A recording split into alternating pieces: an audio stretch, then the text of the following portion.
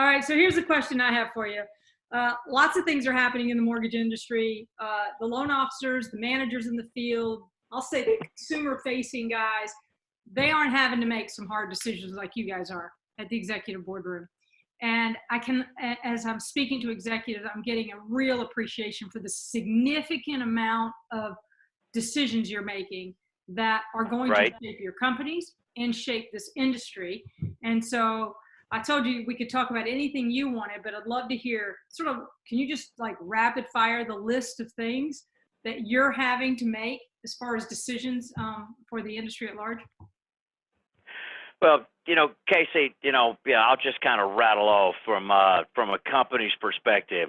We're trying to find what's that balance between, making prudent, sound decisions for the betterment of our 2,400 associates and their families versus just focusing on what's right for a salesperson. Obviously we all know in the mortgage business, none of us exist unless a salesperson does his or her job and makes a sale. But in the day, you also have to make tough decisions, whether it's for an example of, we stopped doing bond loans, for 60 days. We created additional overlays on our government loans. For several reasons. One, as you know, there's no value in those government loans at the moment. And secondly, with the way the rules are written, if a consumer files for forbearance, within 15 days after you sold the loan, you own that loan.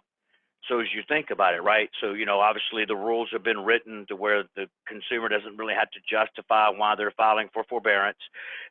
So we're making decisions, like that to help protect, the organization, because obviously that could turn into, millions and millions of dollars. We're also trying to manage and price the pipelines, to where, we're doing some things now, looking how do we fill the pipelines for June and July. So there's some pricing mechanisms that we're going through now as a company to try to, look ahead from that perspective as well. The whole servicing piece, obviously, as a company having to retain all of our loans at the moment because of the values in that marketplace. So it's all a challenge and decisions that we don't take any decision lightly, and we look at it for the whole versus just the small sum of the parts. So Rick, everybody's adjusting to working from home. You've got, I'm going to say, probably a team of moms and dads who are now having to homeschool while they're in this crisis and carry their role. Are you seeing right now some better or less efficiencies for your team so far?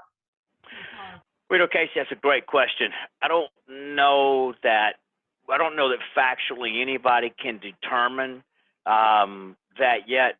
When you factor in, trying to measure, John in operational roles at home with 4 kids and Sue's at home with no kids, and what's their productivity?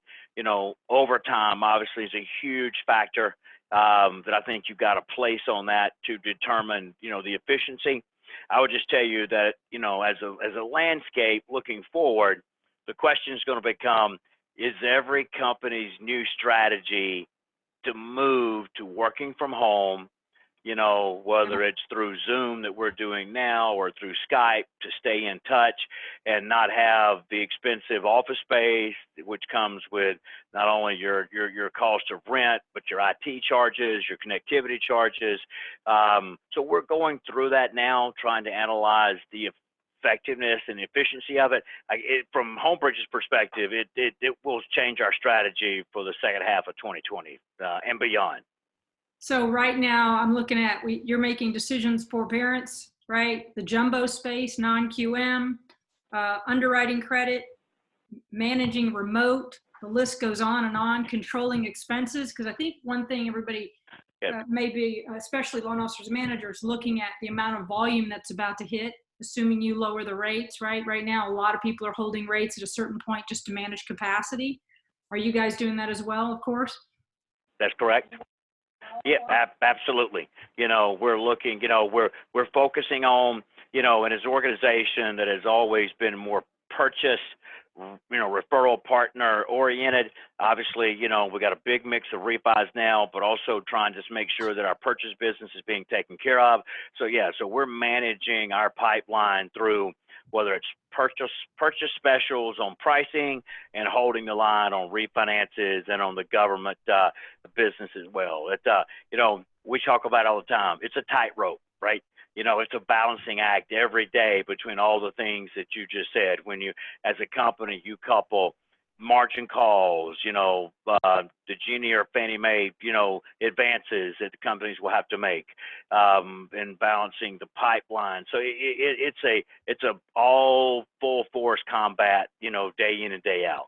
So, I think you went into the new year like every other organization, mine included. We had a strategy of how we were going to attack the market, how we were going to serve our customers. This has happened. It's going to shift everybody's strategy. On the back half. It will. Like one of the things that every company is looking at, just like us, is virtual closings, virtual notaries, and what does that all look like? And, for those of us that are listening that were here in 07, 08, and 09, I don't know that we would have thought about being back in this position, especially when you're having conversations about, what kind of price you're getting on your jumbo or non-QM business.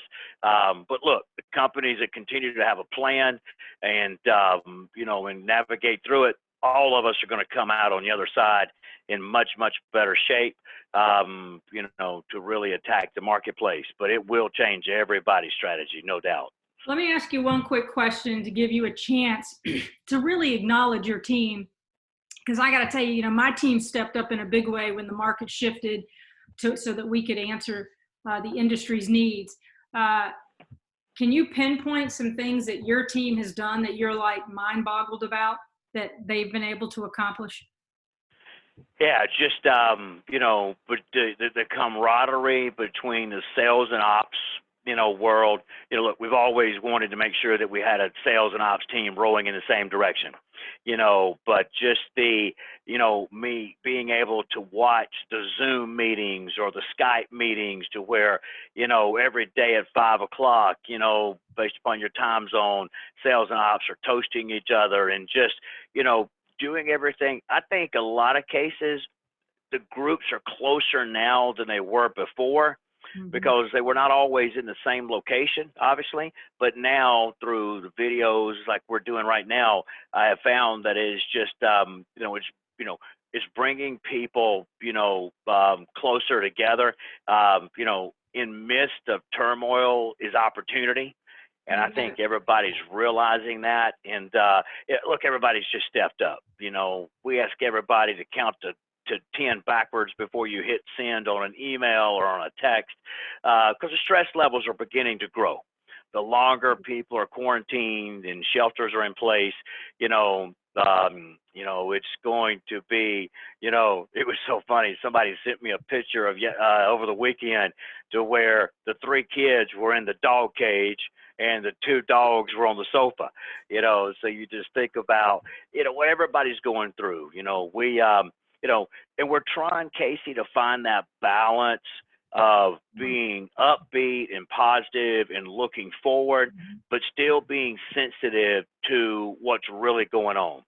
I mean, as an organization, we've got 6, we've had 6 cases that have tested positive, fortunately, good Lord, that, no deaths from any of that. Everybody seems to be recovering from it, but you try to find that balance of being sensitive to the moment, but yet as an organization be forward looking, so when we do come out of this, we're prepared to hit the ground running.